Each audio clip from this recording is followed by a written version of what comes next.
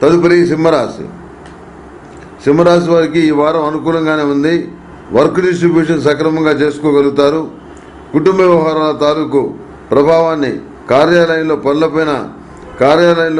పనుల తాలూకు ప్రభావాన్ని కుటుంబం పైన పడనివ్వకుండా జాగ్రత్తలు తీసుకుంటారు. అంటే ఒక చోట ఉన్నటువంటి ప్రభావం ఏదైతే ఉందో అది రెండో చోట పడకుండా చూసుకుంటారు.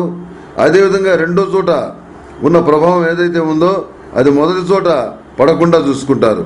ఇందువల్ల మీరు సమతుల్యతను సాధించినటువంటి జీరోదాత్తులుగా పేరు పొందగలుగుతారు. ప్రజా సంబంధాలు అధికంగా కలిగినటువంటి వ్యాపారస్తులకు చాలా అనుకూలంగా ఉంది. రాజకీయపరమైన విషయాలు సానుకూలంగా ఉన్నాయి. వివాహ శుభకార్యాలకు సంబంధించిన విషయ వ్యవహారాల్లో స్నేహితుల బంధువుల సహాయ సహకారాలు లభిస్తాయి. అవన్నీ కూడా ఒక కొలికి వస్తాయి. అయితే ఇతరులు మాత్రం మీ పట్ల సమన్యాయంతో వ్యవహరించకపోవటం మిమ్మల్ని ఆలోచింపజేస్తుంది. అరమరికలు లేకుండా ఎదుటివారితో మీ మనోభావాన్ని పంచుకుంటారు. అయినప్పటికీ ఇలాంటి వ్యక్తులు ఎందుకని నా కర్మ కొద్దీ తోడవుతున్నారు అని చెప్పని భావిస్తారు.